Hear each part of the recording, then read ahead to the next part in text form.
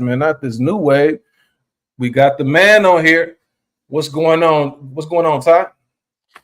Salute, man. I said Salute. y'all cooking good, man. So I said let me get in here and just chop it up with you guys before y'all end it. So Yes, sir. What did you want to go ahead and touch on first? We're gonna go ahead and turn the floor over to you. Whatever it is that you want to discuss, the floor is yours, good sir. We're just happy to have you. yeah, man. I just like the Clarissa Shields fight last night against Kate Scott. I enjoyed it. I was looking forward to it. You know, Clarissa Shields, like I said in the chat, she bought out the fighters. You know, Floyd is in the building, Bud, Shakur, and like she did what she had to do, man. Like, I think it was like I don't look at her as, to me, she is the GOAT in women's boxing. She's definitely the GOAT, but like I don't look at as her as like 100% skilled in her offense. I think she just likes to brawl. She just likes to brawl. She just likes to beat up her opponents. And even though she lacks power, she just really likes to brawl. And that's what she did yesterday. She was tearing, Scott up. Like I said, the knot came in her head in like the second round. And like she was just too much. She was just too much for Scott. But salute to Scott for not backing down, staying in the fight. But she stumbled in that sixth round. She stumbled. And I agree with, her team, throwing in the towel. I think she was going to eventually get stopped anyway. Because like Shields was definitely going to pour it on once she seen her hurt like that. So, but yeah, it was a good event. Like Sheldon said, she brought out 16,000 fans out there in Atlanta, Georgia. So another big night for the GOAT, man. So happy for her. That's right, man. I was impressed, with the turnout. I was impressed with the people who were kind of celebrating her. It wasn't, with the exception outside the venue, there was a little bit of hate because I saw they said with Remy Ma that she had put some banners up, with her new diss song promoting that outside the venue, which was crazy. Right. But outside that, inside that building, it wasn't nothing but love, man, and that's what you want to see.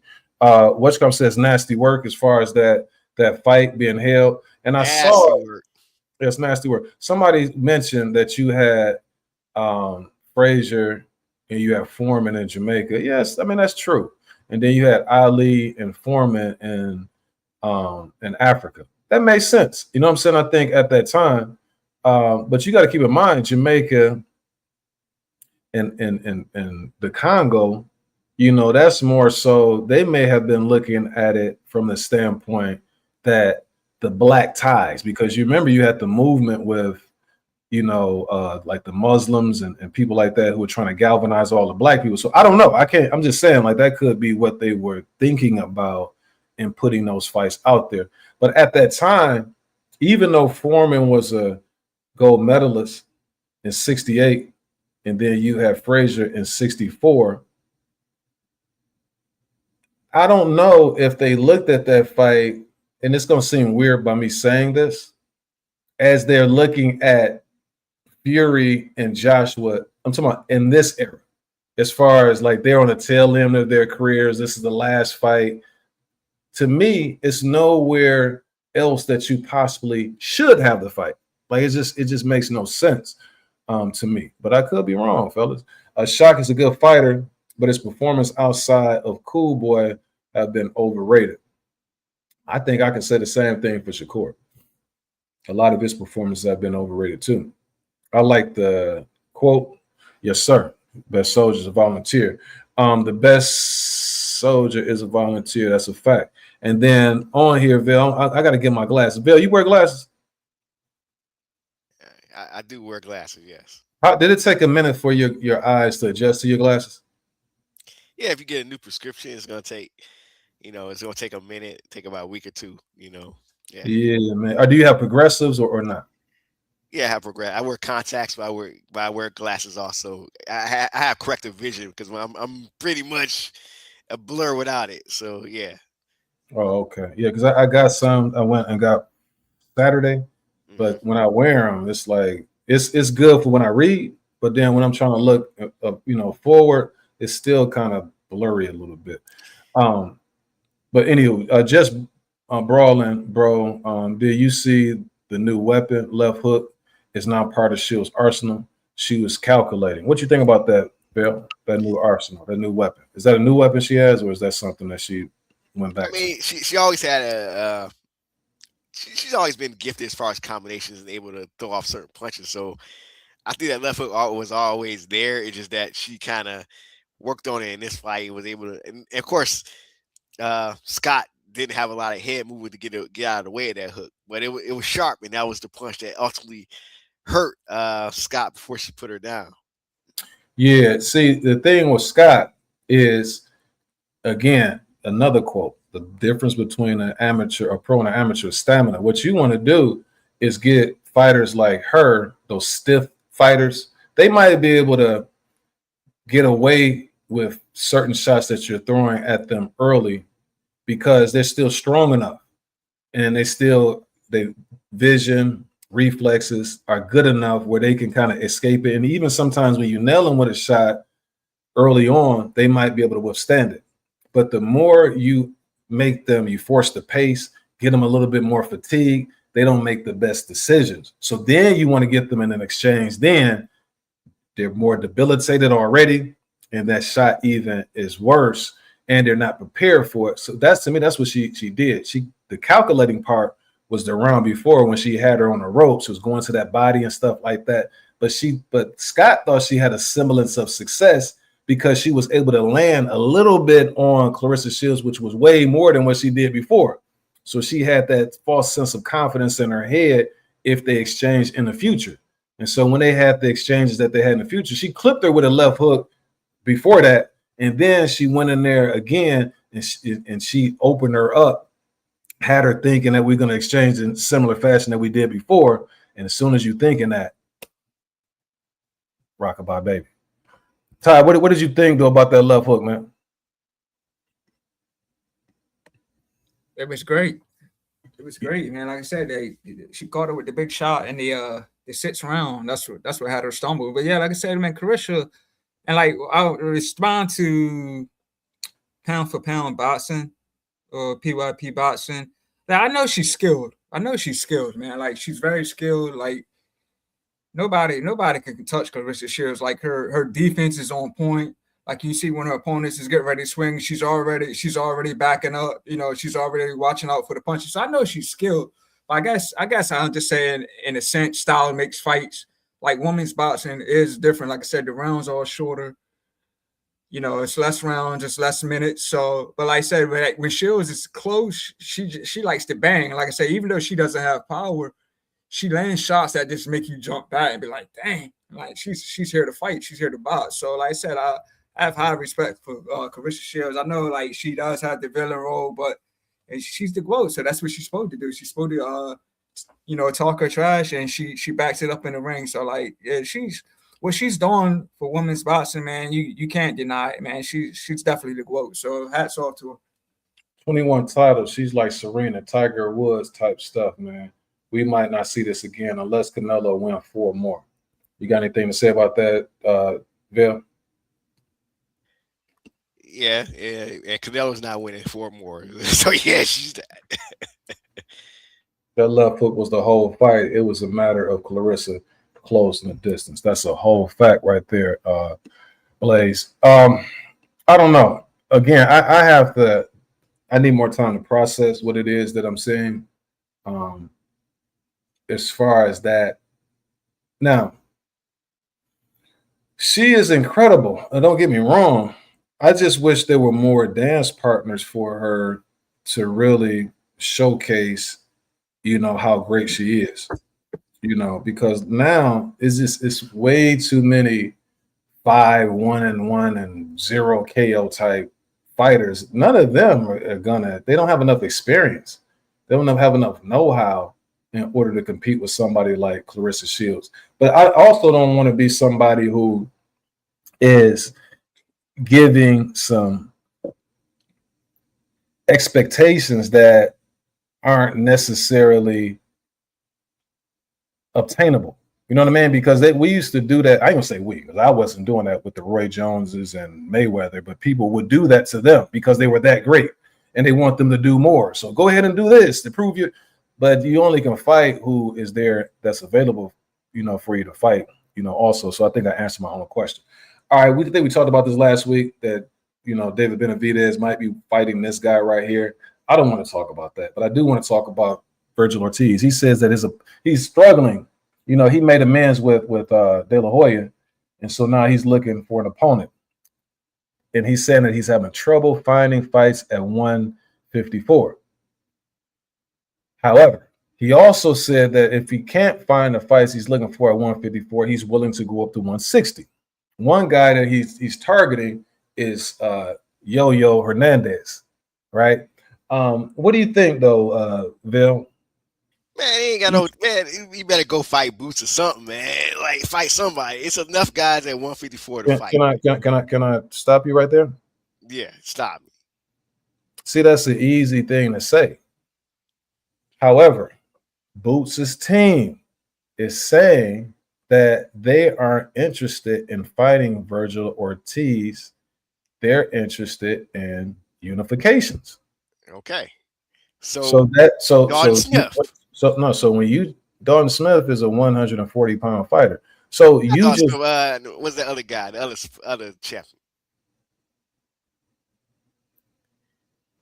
So here's the thing. So you keep mentioning people that it's either going to be because you got Fundora who's about to fight his mandatory.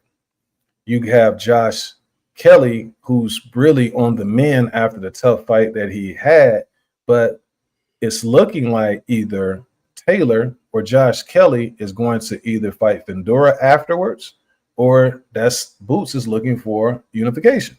So it's going to be that triangle of fighters looking to face each other. That would be a good fight if they willing to make the fight. I don't know. That's who I would. Zaliev will make the fight. I think so. But again, I'm just telling you what he's saying, but you can't just throw names out there understanding, I wouldn't say the business of boxing, but who guys are willing to face. It makes sense to me.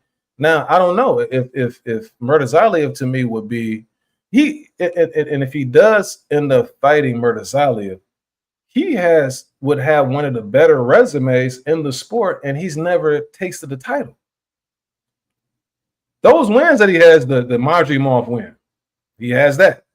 He has the fight against the other guy when he faced him. Some people said they thought he lost that fight, but at the time, he was like top 4 as far as 154-pound fighters. Then if he had Murtazaliev on his resume, that's a tough resume for somebody who has never had a title. But anywho, what do you think, Todd? Yeah, I agree with you, man. It's like all the names you mentioned, like Fondor, Josh Kelly, Boots, like Vergil hasn't, tasted the title. All those guys are title holders. So, and like we all know that Boots jumped in the ring and, they had their face off, the war words. But what did Vergil say in podcast after that? He said he don't need Boots. You know what I mean? Then he was talking about fighting Errol Spence to me, which didn't even make sense. I know it made sense in a sense that both guys were from Texas and they could sell out in Texas somewhere, but still, Spence ain't fought in years and everything. So to me, that didn't really make sense. So yeah, I mean, like you said, his resume is decent in a sense. Like he's fought, he's fought Boychuk. That was a good fight. He said Majimov, that was a good fight. So yeah, it just seems like I guess he's in a bad spot. Like let these champions settle out, but hopefully he can find something. I like Vergil Ortiz, man. He brings it. He has power. He's been stopping guys. So I mean, yeah, it just looks like he's in a bad spot since he's not a title holder. Listen, man, you can't sit up here. I know you're a Vergil fan. You went out there to go see him. You know what I'm saying? You went out there to Fort Worth, you know what I'm saying, or wherever that was to go check him out. Yeah, so Yo-Yo got like 9 fights. That's right. I got Vergil beating Yo-Yo. I don't believe the hype, as far as Yo-Yo. Yo-Yo a good fighter, but he got to show me.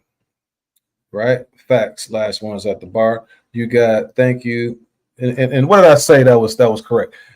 You got Backroom, a good fighter too. Yeah, see, the thing about Backroom, he's one of those guys who they make very challenging for him to be successful. For one, he's going to be put on the back burner. Nobody wants to fight him. And then when they do fight him, just for him to get a fight, he has to go through all of these hoops. First off, 15 months layoff. But the only guy who's willing to face me is a fighter who I got to fight in their backyard. When I go to his backyard, they giving him all of the different advantages over me. He can run around the ring, do whatever it is he want to do. That's great boxing because he's doing it to me. But anybody else, that would be he's running. It gets the benefit of the doubt in all of those situations. I'm rusty because I've been off and all. So that's why I don't.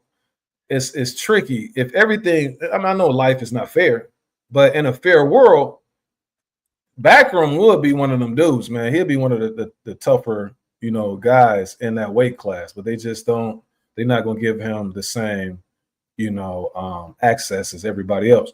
All right. So now he says, I had Backroom beating Kelly, my card. This was location win. Yeah, man, all of that. Like they just it was gonna be hard for him to come out of there with a victory. Tito Mercados, we talked about that. What do you think about that, Ty, as far as his opponent to go and then his replacement? Dude's coming in 9-10 pounds heavy. What do you think about that? Is that something that's being more and more reoccurring now in the sport of boxing? I would say yes, but I think it's fighters not being disciplined and then also just outgrowing their weight. You know what I'm saying? We all know the Keyshawn's been a big disappointment lately, but I think it was just him, as far as Keyshawn, that was just him, outgrowing his weight class. Like all these fighters that we've been watching, Devin Haney moves up to 147. You got TEO going up to 147. Shakur Stevenson up to 140. So it just seems like a lot of fighters are outgrowing their weight. You know what I'm saying? We got the Stephen Forson situation. So yeah, I was really disappointed in him. But yeah, it seems like it's definitely been happening a lot lately. Yeah, see, some of those guys, it's a matter of discipline. I think when you said that, that's where you hit it on the head. Because again, when you mentioning the Keyshawns, Shakurs, those dudes miss weight, like legitimately miss weight. And when it comes to Keyshawn, I don't necessarily think it was a situation, and I'm just merely speculating based on character. I'm not so sure that it wasn't the fact that I don't want to really fight De Los Santos. I'm getting cold feet. So my excuse, or if I'm going to fight him, I want an advantage. So the advantage that I'm going to have is I'm not going to drain myself to make that weight as opposed to being disciplined and being professional. So I'm going to do everything that I can to have that advantage. And if I don't get the advantage, then we're just not going to fight because if he's not going to take the fight, then I'm not going to fight him. And then that's going to be a clear out for me in this fight. I just outgrew the weight class. Where you had guys, Devin Haney, never has missed weight. Never the fight weight that we're supposed to come in at. I've always made it, even when I had to go to Australia those 2 times, even when I stayed around to wait on Tank Davis, Lomachenko, whoever wanted to fight me, whoever y'all say is the best, that's who I want to fight. And I'm willing to stick around until I get those fights. If I can't get those fights, then I'm gonna move up. See, that's a little bit different. That's a different mentality. So I just don't want us to lump, some of those dudes who consistently are professional and disciplined, lumped in with those guys who aren't. And it seems like the brothers are the ones who are known for, doing the nutso stuff. Hamza Shiraz must fight Janibek or surrender his belt. Janibek targets Canelo, though, before getting past Hamza Shiraz. Fellas, based on what you've seen with Janibek, because they both were middleweights, Shiraz has had success at 168. Janibek will be moving up. I think it would be a seamless transition for him. Who would you favor? If both of those guys at their best, who would you favor in the fight between Janibek and Hamza Shiraz?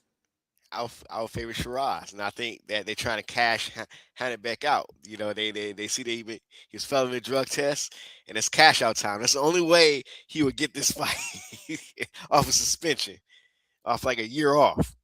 So they're cashing him out. Shiraz is going to beat him in a defining win. What do you think, Todd? Who you favor? Yeah, I think Shiraz too. Like Janibek, correct me if I'm wrong, didn't Janibek like pop dirty not too long ago? Yeah, he's coming off suspension. That's what. Yep, That's that's why I what. said they cashed him out, man. They see Yeah, a so liability. yeah, so I would go for Shiraz. I think Janibek just the inactivity. Shiraz just been busy, so I think Janibek would be a little rusty by the time he gets in there. So yeah, I would go with Shiraz. It depends on the testing, though, too. You know what I'm saying? What if they're not testing that well? Then Janibek. The thing is with Janibek, for him to test positive, he never showed me anything to be like, no, you got to be on that stuff. You know what I mean? I've seen guys like, for instance, and I'm not putting this out there, but I'm just merely speculating. When I saw Zepeda in his last fight, I'm like, that dude is nonstop punching. He will not quit. Like, now that would be, if they found him to have tested positive, it would make sense because of the stamina that he had, and he looked a little quicker, a little bit more, feisty than he had in previous fights. Him, it surprised me because he lacks the engine. And I'm like, if you had been on PEDs, then what would you look like without him? You know what I'm saying? Like, I just, all that, the whatever Triple G, the whatever country he's from, I never saw that, with the exception of maybe facially expressions or something like that. But anyway, we got Sheldon back. Sheldon, what do you think about the matchup between Janibek and Hamza Shiraz that they're ordering? I think it's a good fight. As a matter of fact, if you want me to be completely honest, I would probably lean towards Janibek in that fight. Because just as Janibek ain't really fought no great competition, neither has Hamza Shiraz. So, I would lean towards Janibek because Janibek is way more aggressive. You know what I'm saying? And Janibek is coming back off of this suspension, and he got something to prove. So I would lean towards Janibek in this fight. I'm going to tell you when I would have leaned towards Janibek when they both were at 160. When they were at 160, I thought Janibek was the better fighter. But I also was wondering if Shiraz was fighting at a weight class that he was a little bit beating himself. And so he looked like he has a little bit more pop on his punches at 168.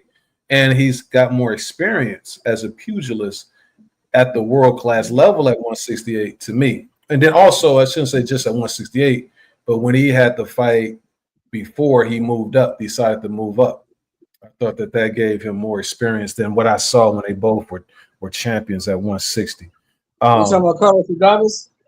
Carlos Adames, that's right. That's a fact. Your boy Iglesias fighting another dude that we never heard of again, so I'm starting to question him. Let's just say what you do when you win a title. They give you a layup, and then they put you in there with somebody. You know that. Nah, he gonna keep getting layups. That's kind of like that's what your boy is doing. Opataya, I'm like, okay, I give him this one right here. He fought this guy. Okay, then I look up, he fighting another dude, and it's like, okay, after this, McCallion was supposed to fight your boy, but your boy couldn't get to fight. Who that? You talking about Benavidez? Yeah, your boy, David. Listen. Yeah, but see what happened was Don King pissed McCallion off. So McCallion said, I don't care if I do gotta pay. I'm not fighting for that motherfucker. I'm not fighting for that dude. That's why he went to fight Opataya. He pissed off at Don King. Yeah. So, what you guys think about old Iglesias, Vail and Ty? Yeah, like whatever, man.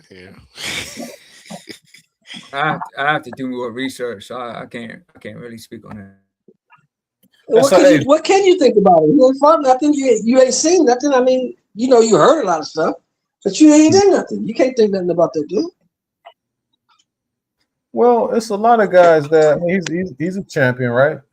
And so what I would think as a boxing show and somebody who's knowledgeable on boxing based on what I've seen, all I can do is go based on the eye test what I've seen him do against certain guys.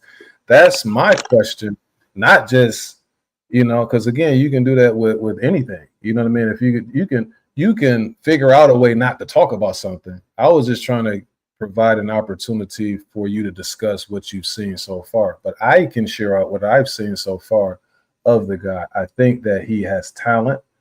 I think that against the guys that he's faced, I like what I see. I just don't know if that matches and transfers against somebody who can take advantage or set him up for certain shots, because he just hasn't fought those caliber fighters just yet. But so far, what I've seen, I wouldn't necessarily think, if I'm going back in years past, that he would be somebody who would have a title just yet.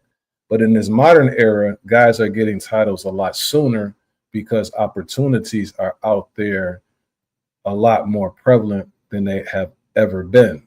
Not just women's boxing, but men's boxing as well. But I don't put a value on titles as I did before. It used to be, oh, he'd be the champion.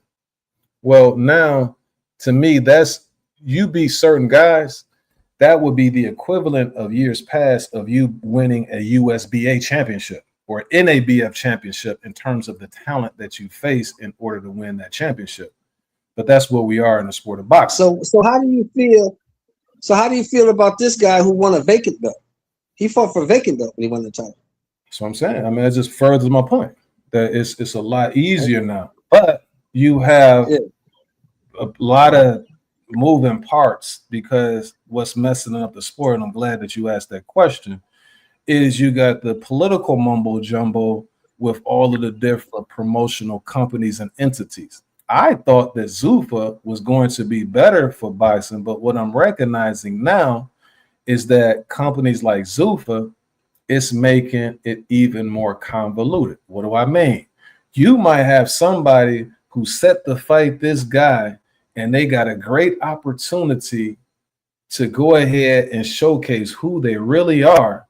They might get word that, man, you better off just waiting your contract out and signing with Zuffa. Then next thing you know, they pull out of this fight, or they stop negotiating in this fight just to get the Zuffa contract. The Zuffa contract is going to have you fight somebody who we don't really necessarily want to see you fight. And so it's making matters worse, and it's diluting the sport. And it's just, the more fighting that you get is online between the different people who like different fighters, as opposed to dudes getting in the ring fighting each other. But anywho, Zuffa, speaking of Zuffa, you know, it's not charity. So old 39-year-old Alexander Gosdick, they cut him after his loss to Hot Rod. You know, I guess that makes sense. But Hot Rod is going to take advantage of that opportunity, because he's going to fight one of Bell's favorite countrymen, or I should say country fighters. I don't even know this guy. What are you talking about? But you see the flag that's in the back. You love that. So Craig Richards is going to fight my main man, Hot Rod, Zuffa 11 competitive fight. Anybody familiar with Craig Richards? Because I've seen him fight. I want to say Spider Richards. Yeah, I'm familiar with the Spider. Yeah. Who you got in this fight? I got Spider Richards. Okay. You get by decision? Yeah, he don't have no huge amount of pop in his punches. Yeah, I got it by decision. That in a 10-round matchup, I can see that. Hot Rod is a spoiler to me. Like, he's one of those guys, you mess around and he'll catch you slipping. Like, he ain't no punk. You're gonna be around, and you know, you give him an opportunity, you know, he's gonna take full advantage of that opportunity. But you have him fight like somewhat of a cutie type fighter, then he may not be able to take advantage of that opportunity in that fashion, you know. But I think this is like a 55-45 type fight. But I would favor just the boxer over a Hot Rod in that situation. But I do want to mention this, fellas. About a year and a half, 2 years ago, you had a guy who was, you know, riding high, man. He had the big victory of a big baby. But now some people are saying that he's running his career based on his inactivity and the decisions that he's making. I'm going to start with you, Ty. What do you think about Martin Bakole's career after that big victory that he had over Big Baby Miller, man? Because I know you were high on him. Yeah, I was impressed with that, with his performance over Big Baby. Like, Big Baby was doing good until, you know, he got stopped by Bakole. But, like, Bakole showed us he resembled George Foreman in that fight. But it just seemed like afterwards, I'm not going to say went downhill, just like he blown up in weight. He took the Joseph Parker fight, on a few days' notice, and he was huge, 300-something pounds. I mean, I know the money was too good to turn down, but still, I mean, that was like a good decision and a bad decision because you got blown out in a few rounds. And plus, like I said, he was 300 pounds. I just remember like when he was in the ring and they were doing the announcements, I was like, man, he's huge. Like it's just like overweight huge, man. So I was like I said, it was a good decision and a bad decision. And of course, you know, he had the draw against Effie Jabba. So I don't know, man. It's hard to say, man. He was, you know, being looked at as the boogeyman, but just one win over, you know, a Jared Anderson don't really do that. You know what I mean? You can't say he's the boogeyman just over beating a Jared Anderson. But like I said, man, I definitely don't look at him as the boogeyman now. And like I said, as far as going forward, who knows, man? Like he's got to keep himself in decent shape, and hopefully he can still be, you know, a good name and, you know, have some great fights. But like at this point, I don't really know. That's right. But see that money, just imagine this though, because he was fighting on that Riyadh card. Because I remember when, not that card, but Frank Sanchez fought with that bum knee. And I'm like, why is Frank fighting with he can't even really move good. But they gave him $5 million. And so $5 million, I go in there with in a wheelchair. You know what I'm saying? So with him, that fight that he had against Big Baby, because that was those fights that Turkey wanted to see. Remember, he was overpaying. So now then you couple that, not too long after that, he ended up fighting my main man who tested positive later on. Right? Remember, he got knocked out. Parker. So he ended up fighting him. So those are two nice paydays, especially you go back to the Congo. So I don't know if he lost a little bit of that love that was getting him, you know, the fights that he had before. Before I can let you fellas speak, what's come since Kazakhstan? That's the Kazakhstan Triple G. That's right. Let me see. Janibek's a good fighter. Fans don't rock with Janibek. Yeah, when he tests positive, only person I know who gets lifted higher after testing positive is dang on Ryan Garcia. Last ones, you don't like Iglesias either. Not well, that's Vail now. They don't. I think he's all right. You tough, a tough fight fan too. That's right. It says good point. Last ones, I agree with that. And then Richard is a solid guy. Yeah, he's very solid, very solid. I just think that it's a ceiling to him, but at the same time, he is world class. What about you, Sheldon and Vail? What do you think about Bakole, man, as far as his career path now? What are they trying to do with Martin? What's going on with Martin? What they trying to do with him? I was just saying, man, like, you know, he's been making some poor career decisions, and the inactivity is that ruining his career because he has such a nice amount of momentum after that Big Baby fight, and then he decides to get off that plane and fight Joseph Parker, and then he had to fight, you know, with we have that draw. Yeah, he had the draw. So, I mean, what are we doing with his career, man? I think he's killing his career. I think his career is gonna stall. I don't think he's gonna ever get back the momentum he had, like you say, after the Big Baby win, because he doesn't fight often enough. He hasn't fought what, like 2 years now? When's the last time he fought? It's definitely over a year. You know. Yeah, so you know you can't sustain a career in boxing when you fight once every year and a half, 2 years. It's not active enough. Yeah. Now, get your ass over here. That's Sheldon doing all of the curse words, folks. It's not Will Henry. All right, now, Bill, what do you think about this fight right here? Do you know who Lucas Baldi is? Bahdi?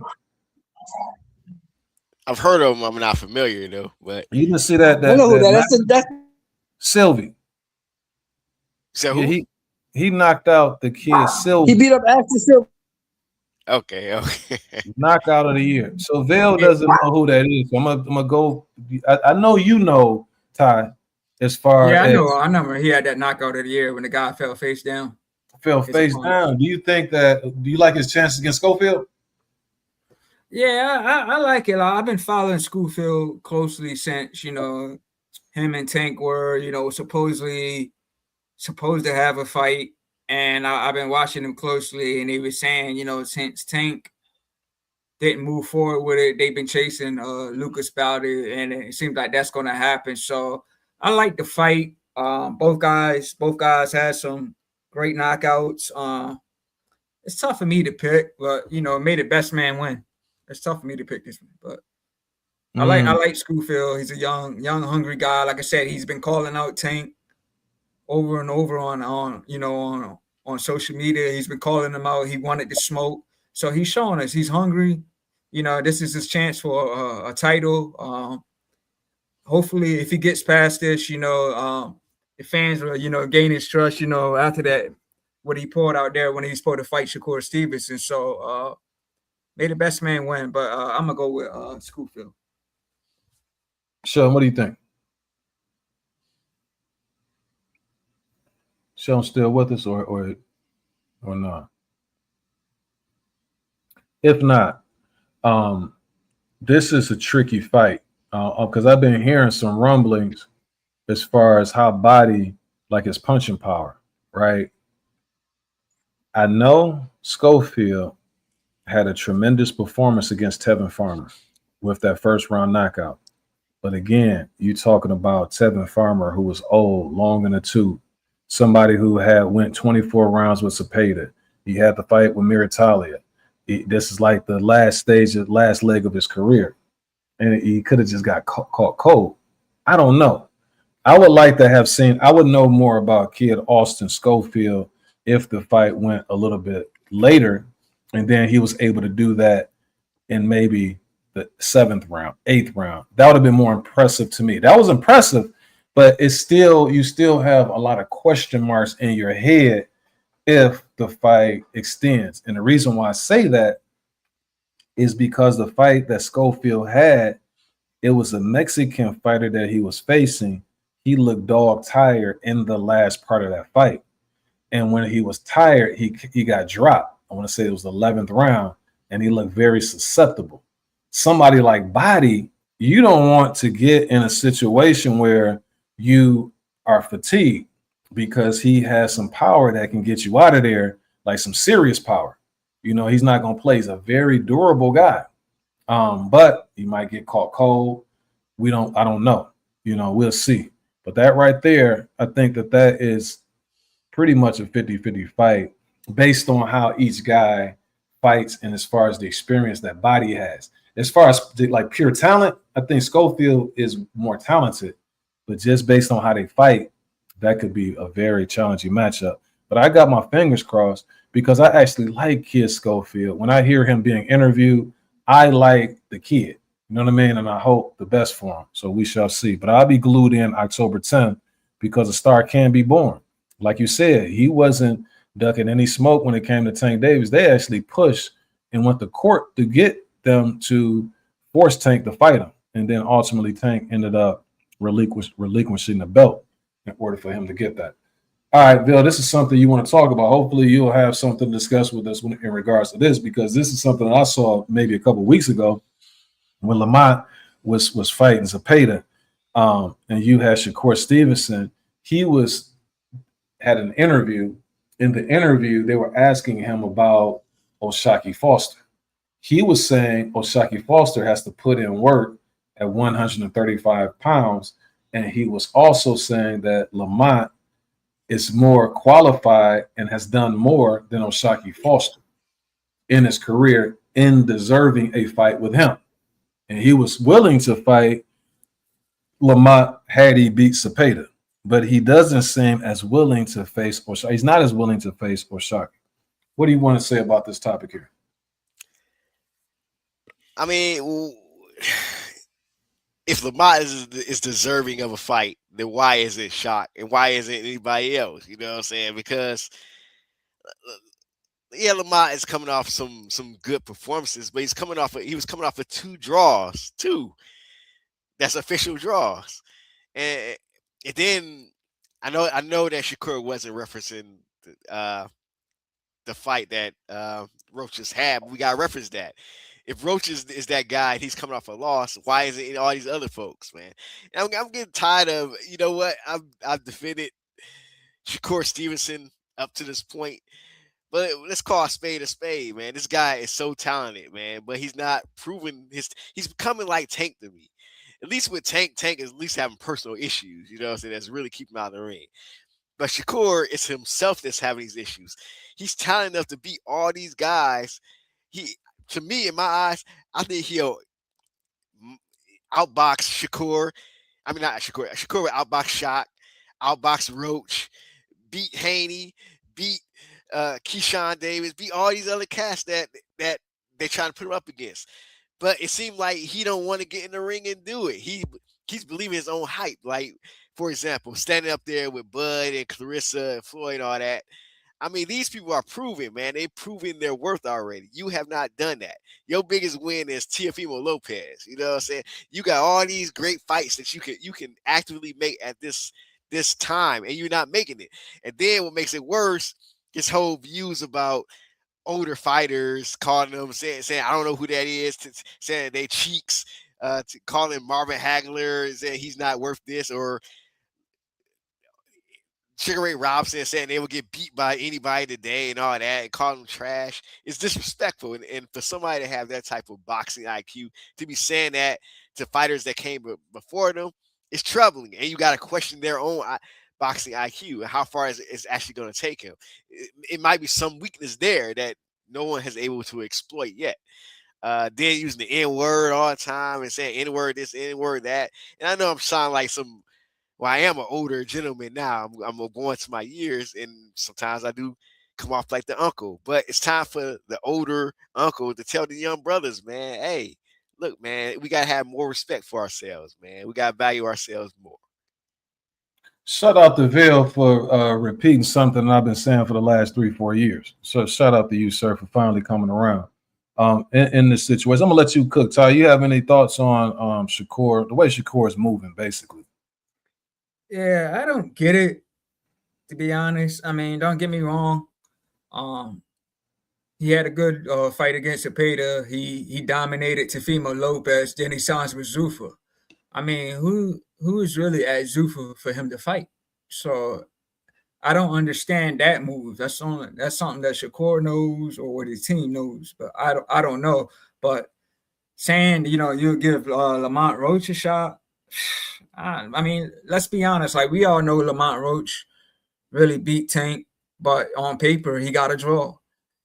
Same thing with Pitbull. A lot of people felt he won that fight. So, but if you just look at the past few fights, 2 draws and then a loss, and he definitely lost to Zepeda. Like, Zepeda showed us something in that fight that we never seen. Like he said, man, he was coming forward. He showed us a different side to him in that fight. So I think this is easy work for Shakur Stevenson. So, I mean, I want to see the fight, but if Shakur can't get a name or get something with Zuffa, I'll take it. But I think this is just another loss for Lamont Roach. And like I said, the way his career's been going with these decisions, man, like I kind of feel bad for the guy, but hopefully he keep his head up. Like I said, I would entertain the fight if Shakur can't find something at Zuffa.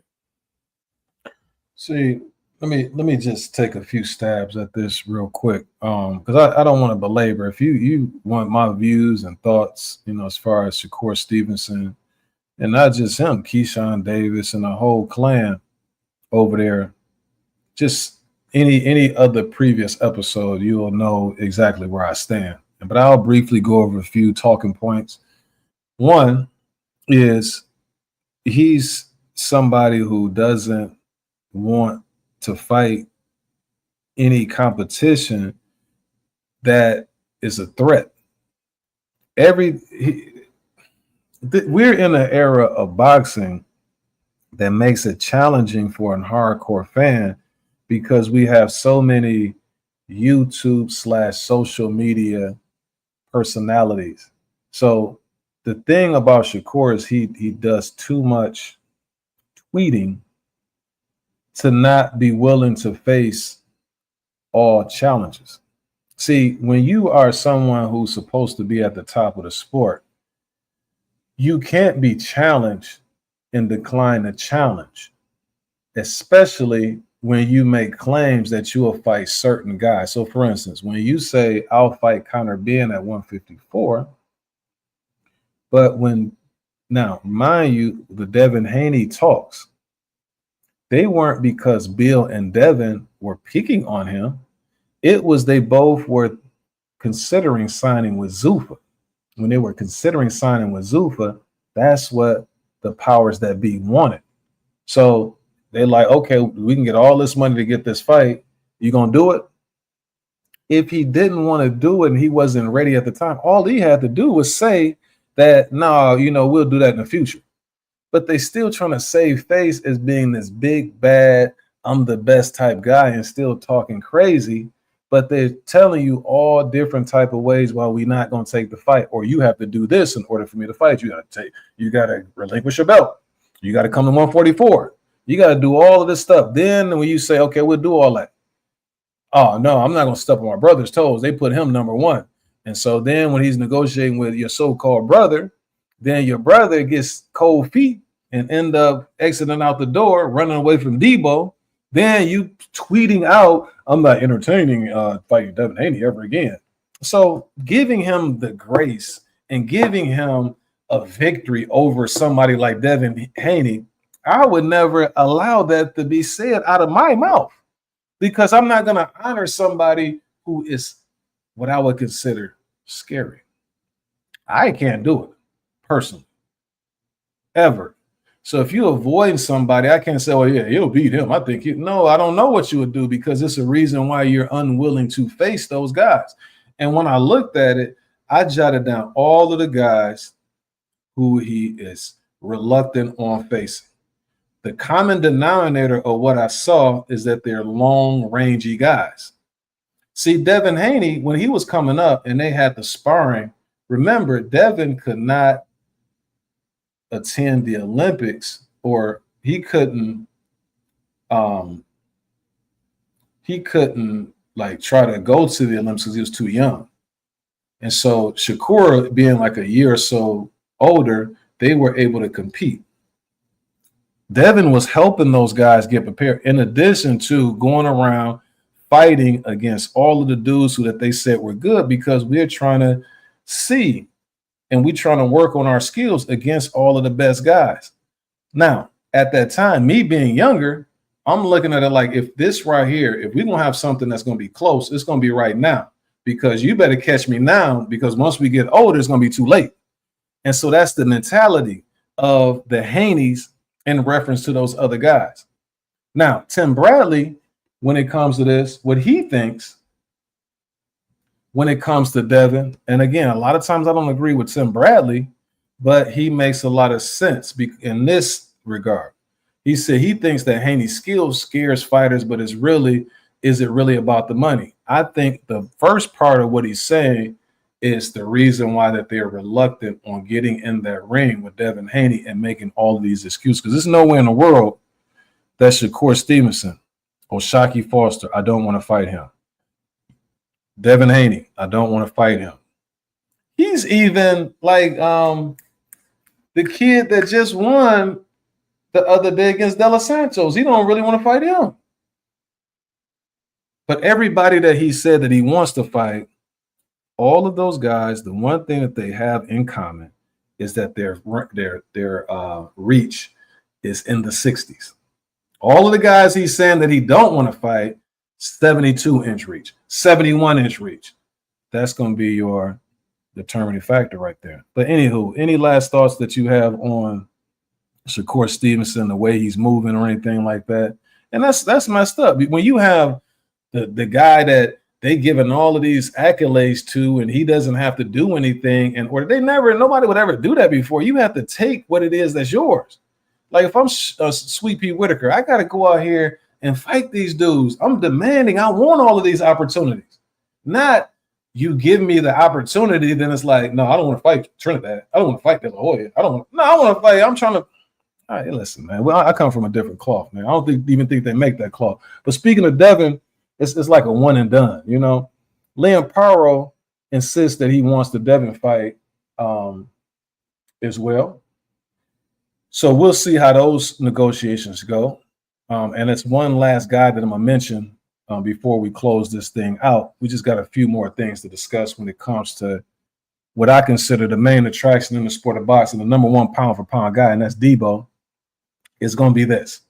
Did you guys see Bill Haney on Cameron's telecast? It is what it is. No, I did. One thing that Debo's dad mentioned, Boots Ennis. He mentioned that the contract, so when Devin was going to 147, Turkey wanted to see Boots and Devin go at it. Boots decided to go to 154.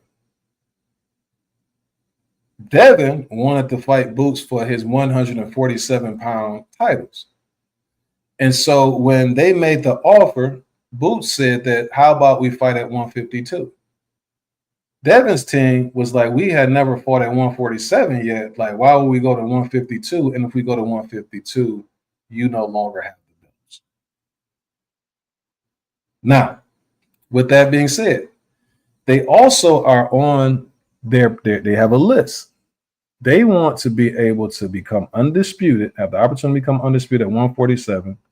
If Boots can get an opportunity to become 154 undisputed, they're looking at a pathway for them to fight in a huge mega fight of undisputed at welterweight, undisputed at junior middleweight, them to collide. The first question that I have is two-part question. Would you consider that a duck by Boots by not taking the Devin Haney fight at 147? And secondly, what do you think about that ultimate plan for them to clash with Boots if both are successful at becoming undisputed in their weight class? I don't think that makes Boots a duck because he can't make 147 anymore. That's like penalizing Devin Haney for not fighting Shakur Stevenson because Shakur Stevenson wants a catchweight. Boots can't make 147 anymore. It's not the same. I'm gonna tell you why it's not the same. It's not apples to apples. Reason why it's not the same is Shakur Stevenson openly came out and said he will fight certain guys at not only 147, but he will fight Conor Benn at 154. So if you're willing to do that, then what's the difference between me? Now, if you just say that, no, you are way better and that would be more challenging, that's one thing. But you're not saying that. So we need to cut the nonsense off. You can't go around. And that's the reason why he's getting so much ridiculed is because you saying too much. That's why I say you're twittering, you tweet too much. But anyway, again, give me these dudes. No, the Boots is in no way. Then the Boots, no way did Boots duck Devin Haney. No, and I don't think he's afraid of Devin Haney. There was two-part question, sir. Do you need me to repeat the second part? Yeah, repeat the second part. Oh, the what's the plan again? For both guys to become undisputed in their respective weight classes and to meet up to fight each other once they become undisputed. Hey, that's fine too. It'll be the best fighting the best. As a matter of fact, Devin Haney probably has the easier road to become undisputed than Boots does. It seems like every time we talk about Devin Haney, the guy who wants to fight everybody, it's always like diminishing what it is. For one, whatever it is that he does. Who's gonna have a hard time getting the belt? The point is let's say, for instance, right now, would that be a big fight for Boots? Would that be the biggest fight that he had in his career, Devin Haney fight? Yeah. Might not get the credit, but yeah. Boots and it's the fights that you've seen. So who would you favor in that fight between Boots and Devin? Boots and Devin? Mm-hmm. I'll favor Boots. I think it's too big for Devin. Okay, give me a percentage. About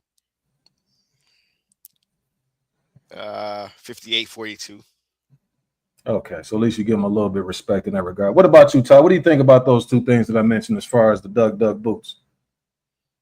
Yeah, I don't look at that as a duck at all. Like, Boots went up to 154. Like I said, he's a big guy, and now he got the unification at 154. Devin goes up to 147. He wins the champion at 147. So I don't look at it as a duck anyway. I think both guys are just, like I said earlier, a lot of guys are outgrowing their weights, and but I do like that. What you said, the second part, if both guys, can become undisputed, that make that fight even bigger, even more money on the line. But I do think Boots will win because he is a bigger guy. He does have crazy power. Devin, not really no power, but just very skilled, fast with the hands. So I do think Boots will win that fight, but I don't think it will be easy. I do think Boots will get clipped a lot. We just seen what happened in his Zayas fight. He can get hurt. And like Devin hurt, Brian Norman at, 147. So Devin, he can hit you to hurt you. So I think it's not going to be an easy fight, but I do favor Boots. But I do think it could be, one of the biggest names on Boots' resume because Devin Haney, he's one of the guys that fights anybody. So to me, it's an interesting fight, but I got Boots. He's just too powerful. Let me ask you these questions before I get to the chat because I think they think I'm being silly, but I'm not. I'm being dead serious with this because again, I like to get to the nuts and bolts, the nooks and crannies of the heart of men. You understand what I'm saying? So you had was Boots and Brian Norman ever about to fight? I think Boots wanted it, but I don't think from what I've heard about that fight, I don't think Brian Norman's team wanted that fight, and Brian Norman's father wanted that fight. I think from what I remember, they wanted Norman to come to Philly, and they definitely weren't doing that. So I didn't look at it as a duck or anything like that. I just think that they didn't want that smoke in Boots' backyard. Can I refresh your memory on what happened? Sure.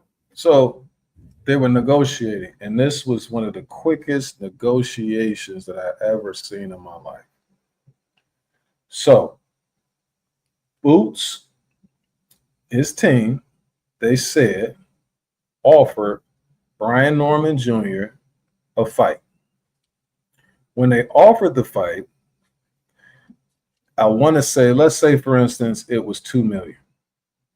They were cool with $2 million if we're fighting in a neutral location.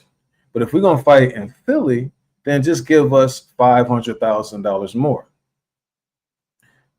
The team Boots and Hearn went ahead and gave more money to Stanionis for the fight, never, combating the offer. By the time they end up saying, they were like, okay, well, forget it. We'll go ahead and take that. They said, no, we already got the Stanionis fight. So that's how that happened. Now, mind you, $2 million wanting $500,000 more. Do you know how much Brian Norman made for Devin Haney? What they offered him so that it wouldn't be any, anything misconstrued? They gave him 3.5. So no, we ain't, because we want the smoke. So we trying to get to it. So that's what I'm saying, man. We got anything you got else, Bill? What else bad did you guys say about Devin Haney? And my guys in the chat, he says Shakur want Devin to drop the belt to make the fight happen. It's definitely not the same.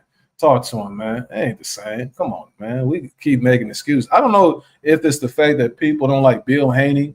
They don't like that father who is in his life in that manner and the stigma of that in our society. I don't know. But it's something that's weird about the dynamic of Devin Haney, the way he's moving, that anytime that he does something that stand up, that you got to figure out a way to poke a hole in what it is that he's doing.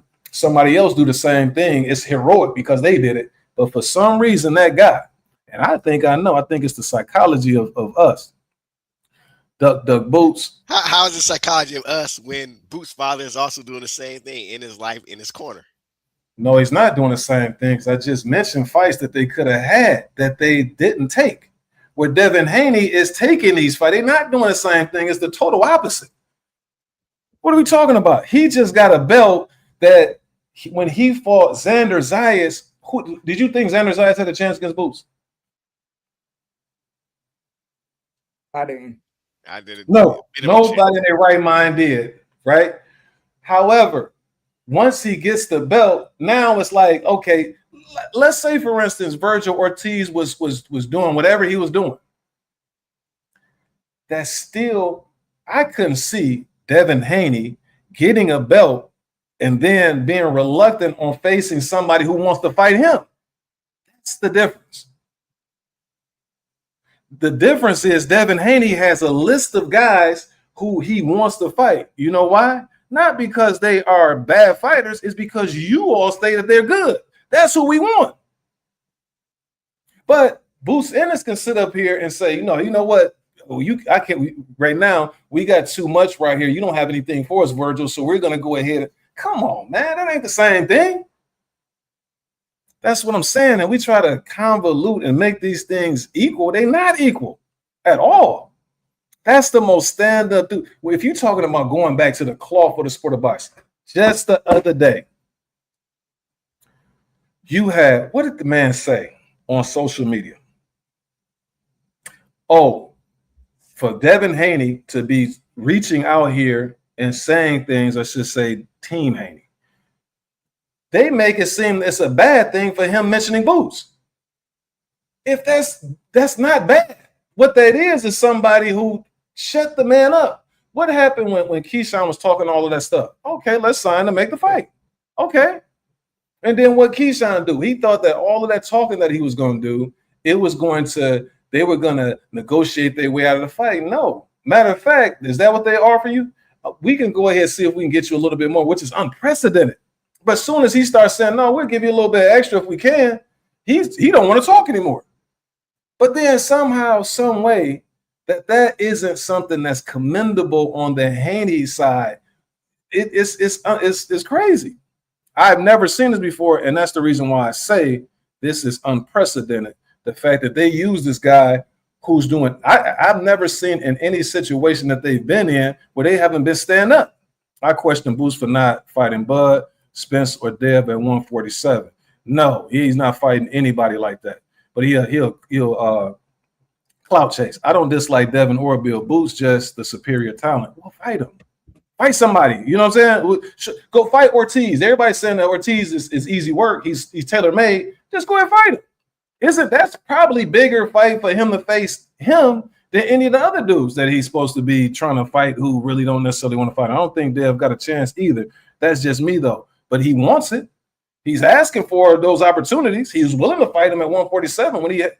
That's what I'm saying, man. It don't matter who you think. See, in life is this. Are you willing to get busy? See, some people may be talented as I don't know what, but they may be afraid to do something. But you don't really want to necessarily be trying to bully somebody who doesn't want to do something. You want that person who's standing up like, no, I'm your hombre. Last one's outside of Tank. Everyone on Devin's list fighting twice this year, and Devin haven't fought once, which is correct. Why?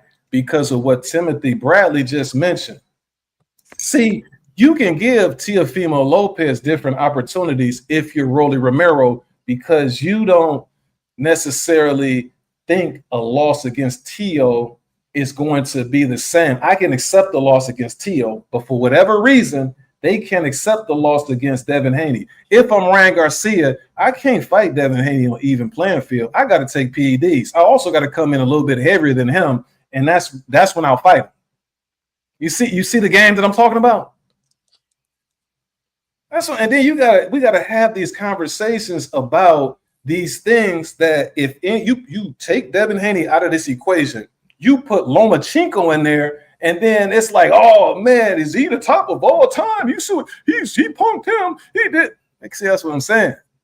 Just remove Devin out of there and put Lomachenko in these situations, and you will have a totally different view of what it is I'm saying. Boots. The man never said a word. He don't be on the internet just talking.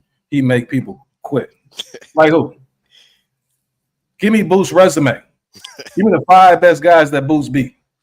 See, I'm not sitting on here taking a dump on the man just to take a dump. I just want us to be honest and have open dialogue about what's really going on.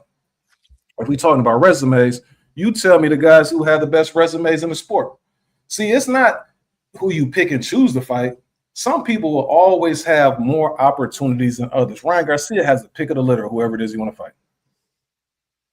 Because a lot of people think that they have an opportunity, have a chance to beat Ryan Garcia too. You know, what do you prefer? Do you prefer to go inside that ring and fight somebody that's going to knock you out if you lose, or that person will keep that jab in your face? That person that I'm gonna be embarrassed by, the person that I'm gonna get frustrated, and then also when I lose, at first everybody is riding my coat train. Brian Norman Jr. They thought that, and again, I don't want to say this about Brian Norman Jr. I like Brian Norman Jr. But what I am saying is this: is that going into the fight, oh, he's gonna put Devin in a coffin, he's gonna do this. After the fight, they done switched up on him. I haven't heard anybody about Brian Norman since. But thank you, Debo. Thank you, Mr. Haney, Trill B, for always keeping it real, man. Last but not least, before we go ahead and close this out, shout out to Arnold Barbosa. He says we don't run from fades. So why would he say that? See, he wouldn't. You don't say you don't run from fades if everybody's not running from him. What will prompt him to make that statement? Because he's keeping it honest. Shout out to him, man. You want to talk about it? You put that on the list of topics. What do you think? He's not a big name anyway, but I think that's a great fight for Devin Haney, though. A great fight as far as what Arnold Barbosa can do. So I'll be watching, man. And I favor Devin Haney in that matchup. I think that the boxing ability will be too much. Devin Haney is whooping all of these dudes. He's going to whoop on Keyshawn. He's going to whoop on Shakur. All of those dudes. I don't think he can whoop Shakur. Shakur just need to believe that. What they say is the biggest thing about getting in that ring is the belief. Talk to me, Ty. What do you think about a Barbosa and Haney matchup? You like that?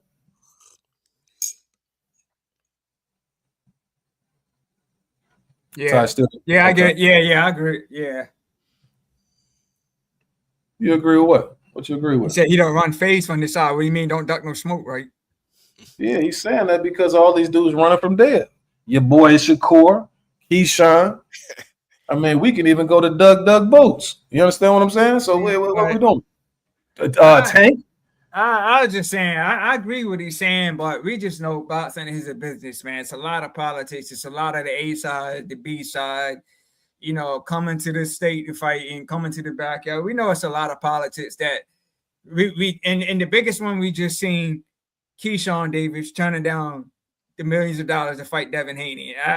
So many fans were disappointed in that. This is one of the biggest names on your resume, and you don't have a big resume.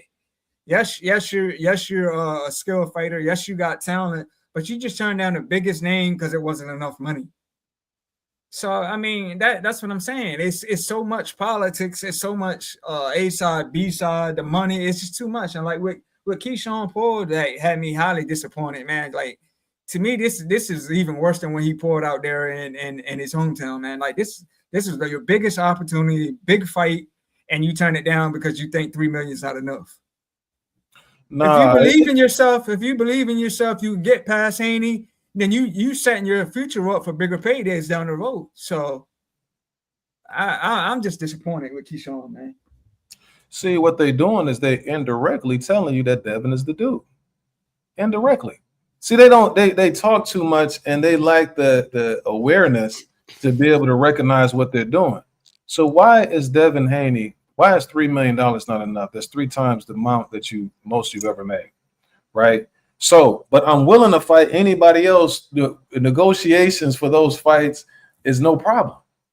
But for him, it's different. I got to get, astronomical amounts of money in order to face that guy. Shakur, you doing the same thing. If you telling me that you're willing to go to 154 to fight, that's how got Triple G. That's how Andre Ward. So soon as Andre Ward called Triple G's bluff, that's when I said, okay, they pulled the wool over Triple G. All of that, I'm the most avoided, this and that. No, sir. You said that you were willing to go to 168 to fight Carl Froch. Guess what Andre Ward said? I'll go to 164 to fight you. Mom's the word. So therefore, indirectly, you saying that Andre Ward is too tough of a task, but you willing to fight somebody else at their full weight class. See, so when Shakur Stevenson is saying I'll go to 154 to fight Ben, but I can't even go to 147 to fight Devin, we got to do a catch weight. You saying that dude, that's a tough hombre right there. That's a tough task. You are kind of a little bit shaky when it comes to that. See, and I'm not. Listen, I'm not never too much of a fan of anybody to call them out. You see, and that's what's going to keep the sport prevalent. That's what's going to keep the sport real. That's what's going to get the sport to the point of when you watch it, you looking at fights like you did in the past. But as long as we cartel or whatever you call the word to actually embrace this stuff, if we sit up here, allow this stuff to matriculate and we don't call it out, then guess what's going to happen? It's going to get worse and worse. Last thing I'm going to say in reference to that, that's why Keyshawn is in the situation that he was in before, because he wasn't checked thoroughly and properly on the De Los Santos situation. See, it's just a reoccurring thing. See, that was an embarrassing situation for most people, unless you just have some type of disorder that you don't really necessarily have the self-awareness like that. Or what you recognize is, dang, I got away with that, and I still get an opportunity to fight Albright. I get a chance to fight Ortiz and people like that. And so if they were able and allowing me to do that, then I don't understand the consequences of what it is that I'm doing. So I might put myself in that situation again because of the fact that I was never disciplined properly on what I did before. So he's going to do it again. It's yesterday for him to be at that fight. I think most people really wouldn't be out and about and it's what he did. And I promise it's the last thing. Unfortunately, in our sport, a person like Keyshawn will get another opportunity before the stand-up guy Devin Haney will get an opportunity, which is further burying the sport because you are rewarding adverse behavior. That's not a sport thing, man. It's a life thing. In life, people see now you okay. That's what I'm saying. I'm not okay. I'm just saying it's reality. People who do crazy stuff excel in life, man. And some people play by the rules, sometimes they don't, and that's just real life. So let me ask you this question. Are we in the golden era of boxing? We're not in the golden era of boxing nor life. So again, by you just making the statement that you just made, obviously, but if you just say, okay, that's just how life is, then things will never get any better. What you would do if you try to fix something is that you call it out and you don't make the vague statement of, well, that's just how life is. See, if you get to a point where in this area right here, people get slapped. Well, I tell you what, that might be how life is there, but you better not put your hands on me. See, I'm a little bit different. See, I'm not going to be somebody who just, people get slapped here. So, they slapped the mess out of me. That's cool. it's not going to happen. You see. So when it comes to this, again, that's why I say with the passion. That's why I rep it. When I rep this, I'm dead serious about what it is that I rep, because I this is something that I truly love. When I talked about Mark Breland facing the Magic Man at that time, Marlon Starling, when I talk about the fights that I seen, listen, man, when you see something, two competitive combatants going at each other, it's nothing better than that. It's nothing more rewarding to see warriors going at it. But when I see that same cloth that I'm cut from based on what I saw, what I fell in love with, and I see them messing it up, I can't just be like, well, that's how life is, and that's how these dudes are. I would hope that those dudes who are doing that sort of thing, that we can kind of get rid of those guys and get back to what the sport was built on. I see your future as a fight announcer, man. I can see it, man. No, I know I'm the fight announcer. What I can my see it future as a commentator or something. Who consistently calls out the malarkey, man. This is bad. This is something that we can't like just be cool with. Right? Last thing, because I want to harp on that. Like no. I want to harp on that point as far as him being rewarded, right? As far as Keyshawn Davis being rewarded before somebody like Devin Haney, because what's going to happen is it's going to be an adverse incentive for people to be stand-up guys because you don't have that many of them left. Shout out to Bud Crawford. Bud Crawford, even though he's cordial with Keyshawn Davis, if you listen to him, this is what he says. I don't know why they be doing that to Devin Haney. He's the only one that I know. And the same thing that I'm saying is what he said. Man, he's calling out everybody. It's just they avoid him. He called out Boots. When he called out Boots ended up going to, yes, he's telling the truth. It's not because he's still cut from that cloth. I still got my reservations about Bud in terms of certain things, but at the end of the day, he's still cut from that cloth. Any other thoughts, fellas? Because we almost at the end. And you got Ty, you got any thoughts, man, that you want to share out before we close this bad boy out? Man, I'm just saying, I just salute. It was a female fighter that I interviewed. I just salute her because I remember her vividly telling me, even though the pool in women's boxing isn't big like the men's, she was saying it's a lot of politics. She was saying she fights in boxing and she does bare knuckle, and she said bare knuckle, you can get a fight just like that. But she said with boxing, it's so many politics, even though the pool's not big. So she cleared it up vividly for me. So and that's what we're seeing. Like I said, with Keyshawn Paul was tragic, man. And Ty, who's that lady you interviewed? Just so we can be on the lookout. Her name. What was we'll look at her name? Her name. I interviewed her a while back. Her name is Sonya Drolin. She actually fought Tam that fought last night when she lost to her. But she does both. Sonya Drolin. I got you. All right. Yeah. I'm checking out. As we close this one out, man, you see Debo running down with these dudes.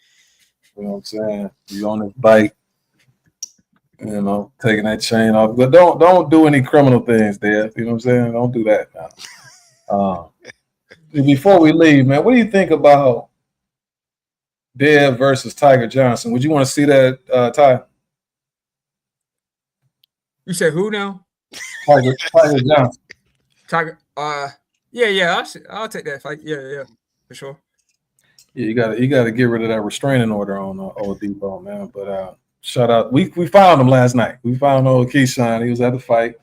You know, he was also under the wings of his big brother. You know, but yeah, man. Any last thoughts? We all know the Triple G. Go ahead, put them hands on Bud, but it's all good, man. I like Bud, man. What do you think about them fellas at the fight yesterday? They seem like they pretty cordial. Bud and Money May, TBE.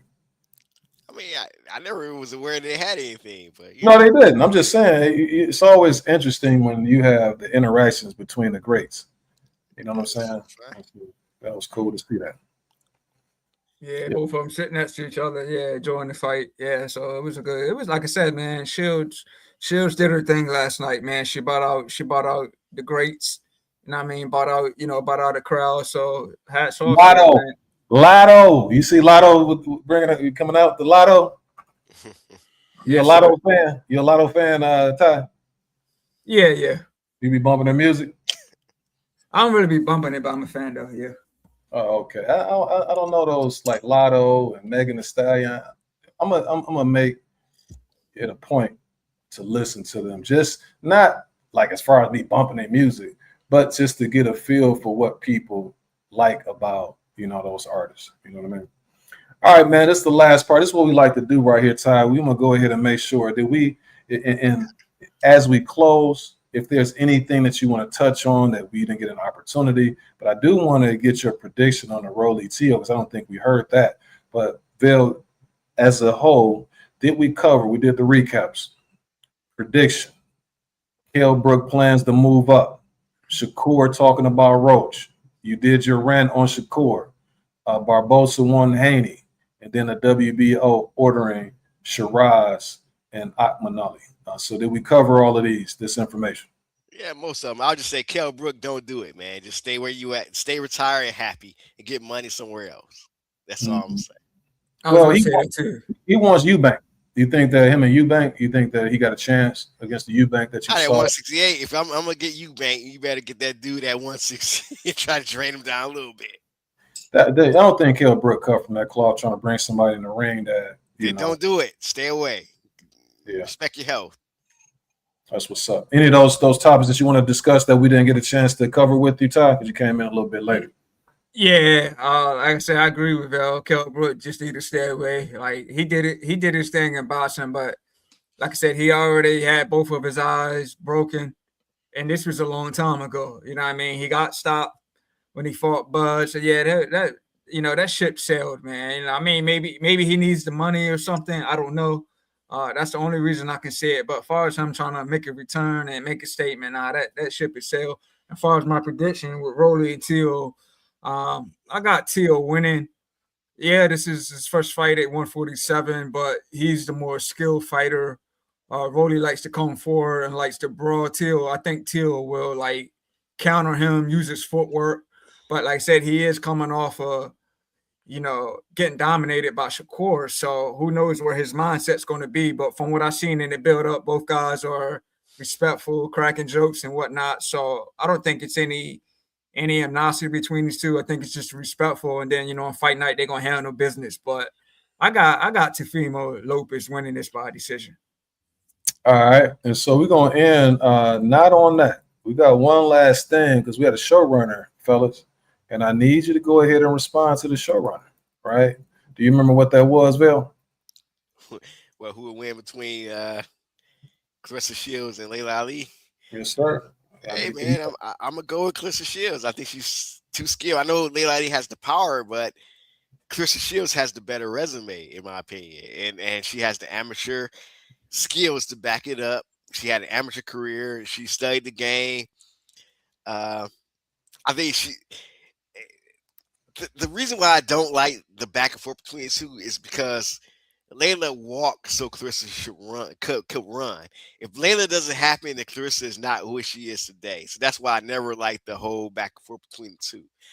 But at their best, because Clarissa Shields is like the advanced version, the thing what I think Ali will have over Shields is of course, the size and the power. Even though her power was against, less than stellar opposition, that power is real and is there. So I think that's what will make the GWOAT a little bit uneasy. But we've seen the GWOAT, we've seen that argument against when her and Savannah, and everybody's saying how she handles Savannah Marshall's power. And she handled that well and was brawling with it. Savannah's slow, man. Like, how you gonna compare? Yeah, Savannah? but she had power, and Chris Shields was brawling with Savannah at her own game and beating her at her own game. So slow hope. And then the other thing that you mentioned, I'm gonna let you. It's Layla Ali the fastest though. No, but she's faster. But hear what I'm saying. Hear what I'm saying? Because these false. I'm done with it, so that's it. Nah, because you gotta talk in terms of like what actually is fair. You talking about this amateur pedigree. Amateur boxing for women started in 2012. They didn't have it back then. So again, all of these claims and accolades, they are available, because they are now accessible. You can't hold something against somebody if it wasn't something that they could possibly have done. It's like now, okay, he's the all-time leading rusher ever in a season. Well, they playing 17 games now. Jim Brown played 12. Because of that amateur pedigree, she was able to build her skills earlier and have a head start that Ali did not have. That's right. Rap is not from the old school because it's still a brand new tool. See, rap as a whole isn't even 20 years old. 50 years down the line, we can start this because we'll be the old school artists. And even in that time, I'll say a rhyme. Listen, man, this sport isn't even 50 years. Like it's still relatively young, right? And so again, you can't them trendsetters, man. It's like so you telling me that you would go with some of these new guys over Rakim. I get it. What I'm about not, you? it's a different type of game. That's a different type of game. You know what I'm saying? All right, man. What about you? Because rap has digressed. Women's boxing have not digressed that much. Huh? I've never seen nobody like a 42-year-old lady was getting up in the ring like this. Like, come What are on, you man. talking about? Layla Ali has fought 48-year-olds. Jacqueline Frazier Frazier was not. She wasn't under 40. Let me look at Layla's resume. Go talk to me, Ty. Who you got? Yeah, man. It's just. I guess it's sad in the sense that they're in so different eras. Like, because both women were great in their own right. Like I mean, Layla Ali was the greatest daughter. You know what I mean? She was undefeated, had a lot of power. Clarissa Shields, not really a lot of power, but you know, she's undefeated as well. Both women accomplished, you know, things outside of boxing. You know, Shields done her thing, and you know, and like the MMA, she's got a movie out. So both women have done great, you know, in their career and outside of the career. But like I said, Layla's got the power, Shields got the speed. Which one, if they were both in their prime, you know, if Layla was in her prime, which one would, you know, would come out victorious? It's hard for me to say, man. It's really hard for me to say, but I can't really choose. I can't choose between this one, man. I'll give you my prediction. It ends in a draw. Okay, so he's all soft. I wonder if I knew that same option was online, I would say draw. Now, my edge with Clarissa though. My point for even posing this question is I don't think that there's a clear victor, right? I don't think it's that large of a separation as people make it. Now, I do think that Clarissa has taken the game and she has, and I would say, advanced it in this regard in terms of skill set. Like some of the things that I see her do, some of the functioning, some of the pivoting, and things of that nature. Like I said, the shoulder roll, that was something I didn't see women do. It was just women at that time in the past, they were more so tough. You know what I mean? But they relied more so on the 1-2s as well. So the better fighters had that. And then also the better fighters also packed the better punch. And that's the difference. They have more strength in their punches back then, as opposed to now they might be a little bit more skillful. It's the same thing that you can say about basketball. Like you got these tall guys now who, like Wemby, he can go between his legs, behind the back. He has, you know, we got a package. Where you had dudes back in the day like Artis Gilmore or somebody like that, they wasn't doing all that, but they had mastered what they brought to the table. So it's kind of like, how do you actually equate it and how do you actually compare it? So I don't know. I'm just saying, like, I'm putting this out there not to diminish Clarissa at all, but I just don't want us to, not forget those who came before her who were nice with it as well. But it's just in a different way. All right, Bill, you go ahead and close out. Unless Ty got something else you want to say, man. Shout out to you, man. Appreciate you coming through, man, as always, man. Yeah, always. Yeah, man. Like I said, man, love what you guys do. So I said, yeah, let me hop in, rap with you guys, chat with you guys, talk some boxing, man. So, like, yeah, man, love what you guys do. Salute to everybody in the chat, man. Like, you guys are consistent, always have the good topics to talk about. So I'm always here to support. Appreciate you, man. And right back at you, man. I like the work that you do, interviews and things like that. On the heck bet, you know what I'm saying? Shout out to him as well. But you always, providing that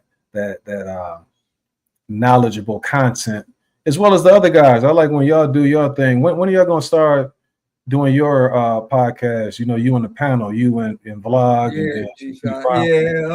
Like it's all like G5 schedule. It's always crazy, man. Like he'll be off a certain week, we can cook, and then he's like busy at work. So it's like he's just dropping a lot of like short clips right now.